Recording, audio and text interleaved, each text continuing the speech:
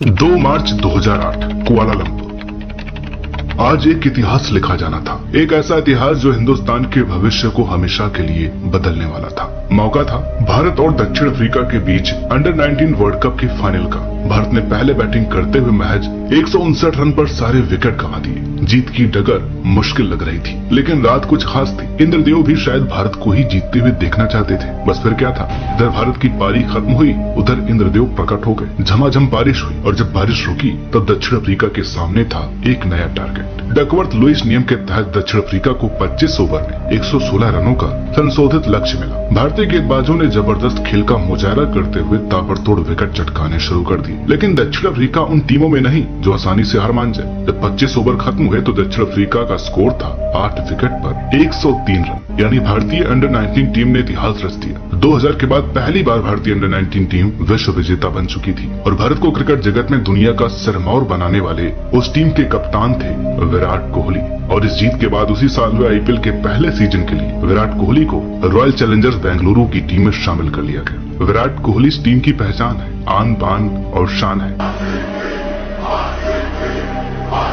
Royal Challengers Bengaluru यानी RCB एक ऐसी टीम जिसने खेल भले ही जबरदस्त दिखाया, लेकिन बदकिस्मती ऐसी कि आज तक एक भी आईपीएल खिताब नहीं जीत सकी। आरसीबी की मालिक है यूनाइटेड स्पिरिट्स। इस टीम का नाम इसी कंपनी के शराब ब्रांड रॉयल चैलेंज के नाम पर रखा गया। इस फ्रेंचाइजी को विजय माल्या की यूनाइटेड स्पिरिट्स ने 111.6 मिलियन US डॉलर में खरीदा था। ये किसी भी टीम के लिए दूसरी सबसे बड़ी नीलामी थी। मुंबई फ्रेंचाइजी के लिए रिलायंस इंडस्ट्रीज की लगाई 111.9 मिलियन US डॉलर की बोली सबसे बड़ी बोली थी। आईपीएल के पहले सीजन के लिए राहुल द्रविड़ को आरसीबी का आइकॉन प्लेयर बनाया गया। टीम में एक से एक विदेशी धुरंधर खिलाड़ियों को शामिल किया गया। नीलामी में Jacques Kallis, Anil Kumble, Zaheer Khan, Mark Boucher, Dale Steyn और कैमरून वाइट जैसे धाकड़ खिलाड़ी खरीद लिए गए, लेकिन टीम मैनेजमेंट शायद अभी संतुष्ट नहीं थी, इसलिए दूसरे राउंड की नीलामी में कुछ और खिलाड़ी खरीदे गए। इनके नाम है रॉस टेलर, मिसबाहुल हक और भारत की विश्व विजेता अंडर 19 टीम के कप्तान विराट कोहली। टीम की कमान संभाली राहुल द्रविड़ ने और कोच की जिम्मेदारी संभाली मार्टिन क्रो ने। पहला सीजन पूरे गाजे बाजे के साथ शुरू हुआ, लेकिन आरसीबी की टीम और उसके खिलाड़ी शायद खेल के इस नए फॉर्मेट को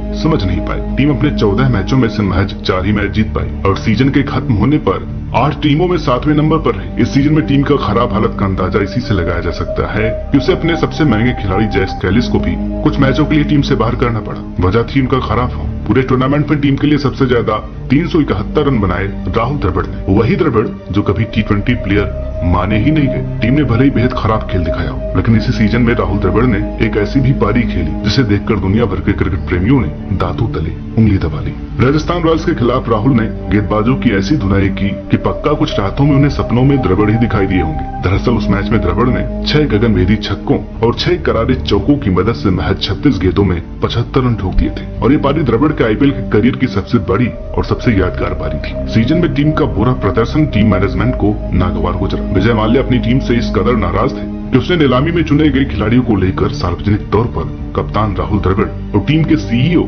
चारू शर्मा की आलोचना कर दी। माल्या ने खुद कहा कि उनकी सबसे बड़ी गलती खुद को खिलाड़ियों की नीलामी से दूर रखना था। चारू शर्मा को तत्काल पद से हटा दिया गया और शायद इसी वजह से द्रविड़ भी टीम की कप्तानी से हाथ धो बैठे।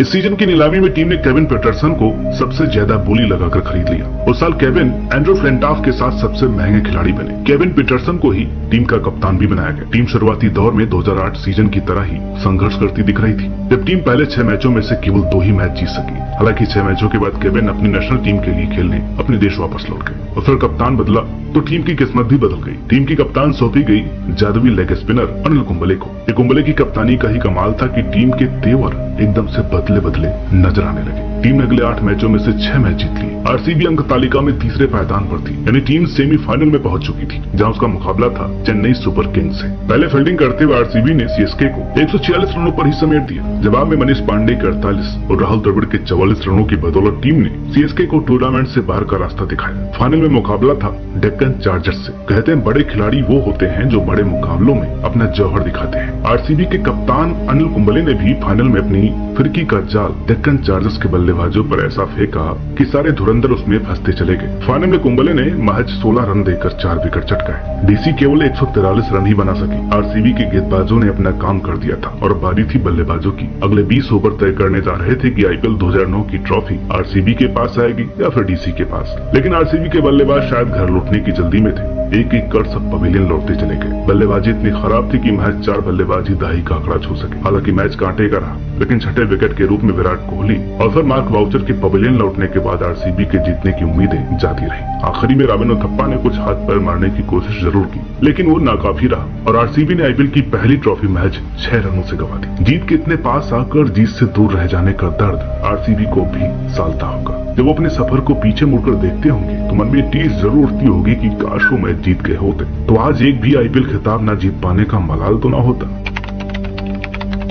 इस सीजन में भी टीम की कप्तानी अनिल कुंबले ने ही की और लीग राउंड में 14 मैचों में से 7 बार जीते। उस सीजन में आरसीबी सहित 4 ऐसी टीमें थीं जिनके पास 14 पॉइंट्स थे, लेकिन बेहतर रन रेट के चलते आरसीबी सेमीफाइनल में जा पहुंची, जहां उनका मुकाबला था मुंबई इंडियंस से। सेमीफाइनल में मुंबई ने पहले खेलते हुए अंबाती रायडू, सौरभ तिवारी और किरण पोलार्ड की दमदार परफॉर्मेंस के चलते 184 रनों का स्कोर खड़ा कर दिया। इस मैच में कुंबले और केविन पीटरसन को छोड़ आरसीबी के हर बॉलर की जमकर तोड़ाई हुई। हालात इतने बुरे बने कि विराट कोहली तक से बॉलिंग करानी पड़ी। कोहली ने बहती गंगा में हाथ धोते हुए एक ओवर में 10 रन लौटा दिए। फाइनल में जगह बनाने के इरादे से उतरी आरसीबी की टीम को इस बार बल्लेबाजी के चलते हार कम हो देखना पड़ा। टीम 20 ओवरों में महज 149 रन ही बना सकी। इस तरह आरसीबी आईपीएल के सीजन में भी खाली हाथ रही।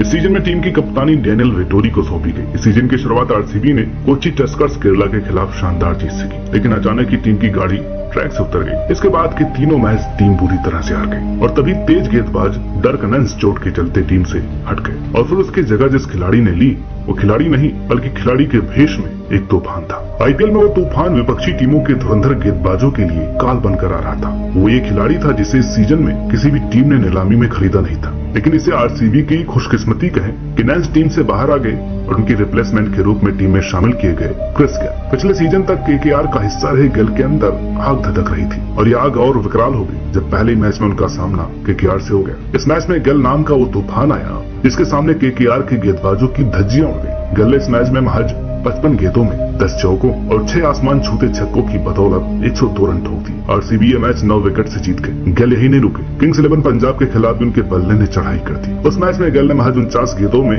10 झन्नाटेदार चौकों और 9 मिसाइल नुमा छक्कों की बदौलत स्कोरबोर्ड पर 107 रन टांग दी। गेल का आने का टीम पर यह फर्क पड़ा कि टीम ने लगातार 7 मैच जीत लिए। इस सीजन में लीग मैच खत्म होने के बाद आरसीबी अंक तालिका में पहले पायदान पर चढ़ गई थी। पहले क्वालीफायर में आरसीबी का मुकाबला था सीएसके से, लेकिन आरसीबी ये मैच हार गई। दूसरे क्वालीफायर में आरसीबी के सामने थी मुंबई इंडियंस। पहले खेलते हुए आरसीबी ने 185 रनों का स्कोर खड़ा किया। टीम के नए अगुवा क्रिस गेल ने संभाली। गेल ने 47 गेंदों पर 89 रन चढ़े। मुंबई के बल्लेबाजों की आरसीबी के बॉलर के सामने एक नहीं चली और मुंबई 43 रनों से मैच हार गई। 2009 के बाद एक बार फिर आरसीबी फाइनल में थी, यानी खिताब जीतने का एक और सुनहरा अवसर। इस बार टीम जिस फॉर्म में थी उसे देखते हुए ये बहुत मुश्किल नहीं लग रहा था, लेकिन इस बार उसका मुकाबला था पिछले बार की विजेता चेन्नई सुपर किंग्स से। चेन्नई की टीम ने पहले बैटिंग करते हुए 205 रनों का पहाड़ जैसा लक्ष्य खड़ा किया, जिसके जवाब में आरसीबी की बैटिंग बुरी तरह ढह गई और 58 रनों से फाइनल हार गए। खिताब की तलाश में इतना लंबा सफर तय करने के बाद एक बार फिर आरसीबी के हाथ लगी निराशा और हताशा।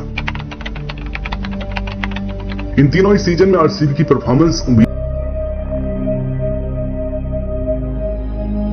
लगातार टीम के साथ पहले सीजन से जुड़े हुए थे, उन्हें टीम की कमान सौंप दी गई। हालांकि शुरुआती 2 सीजन में उनकी कप्तानी में टीम कोई कमाल नहीं दिखा सकी, लेकिन उनके बल्ले ने कमाल जरूर दिखाया। 2015 सीजन काफी हद तक बेहतर रहा, लेकिन बदकिस्मती से टीम का ये सीजन तीसरे पायदान पर ही दम तोड़ गया। मार्च 2016 आईपीएल का नया सीजन शुरू होने में 1 महीना बाकी था। तभी न्यूज चैनल्स पर एक ऐसी खबर आई जिसके चलते पूरा देश हिल उठा। लोगों के लिए भरोसा करना मुश्किल था कि ऐशो आराम भरी जिंदगी जीने वाला 1 अरबपति ये देश छोड़कर भाग चुका होगा। उस पर आरोप था बैंकों की करोड़ों रुपए हड़पने और मनी लॉन्ड्रिंग में शामिल होने का। शायद उसने अपने ऊपर लगे आरोपों का सामना करने की हिम्मत नहीं थी, इसलिए उसने देश छोड़ना ही ठीक समझा। वो भगोड़ा कोई और नहीं बल्कि अब तक आरसीबी का मालिक रहा विजय माल्या था। विजय माल्या की जगह अमृत थॉमस को रॉयल चैलेंजर्स का चेयरमैन बना दिया गया। यही नहीं, टीम ने अपना लोगो भी बदल दिया और इसके साथ ही आईपीएल इतिहास में पहली ऐसी टीम बन गई जिसने घरेलू और बाहरी मैचों के लिए अलग अलग जर्सी बनाई। अब तक विराट कोहली तपकर निखर चुके थे। पहले सीजन से उनका बल्ला अगुगल रहा था। टीम में क्रिस गेल अकेले नहीं थे, दोनों ने मिलकर सामने वाले गेंदबाजों पर कहर बनकर टूटना शुरू कर दिया। विराट ये साबित कर चुके थे कि आरसीबी ने उन्हें यूं ही टीम में नहीं चुना था। टीम ने सीजन में जबरदस्त खेल दिखाया। टीम ग्रुप स्टेज में अपने विरोधी टीमों को पटखनी देते हुए क्वालीफायर तक जा पहुंची, जहां उसका मुकाबला था गुजरात लायंस से, जिसे आरसीबी ने 4 विकेट से हराकर तीसरी बार फाइनल में जगह बना ली। फाइनल में आरसीबी का मुकाबला था सनराइजर्स हैदराबाद से। हैदराबाद ने 20 ओवर में 208 रनों का पहाड़ खड़ा कर दिया। खिताब जीतने के लिए आरसीबी को इस पहाड़ पर चढ़ना ही नहीं बल्कि इससे पार भी करना था। लेकिन आरसीबी और आरसीबी के फैंस को पूरी उम्मीद थी इस बार तो वो खाली हाथ नहीं लौटेंगे। उनके भरोसे के पीछे की वजह थे क्रिस गेल और कप्तान विराट कोहली। दोनों ने आते ही आते अपने हाथ खोल दिए। गेल और विराट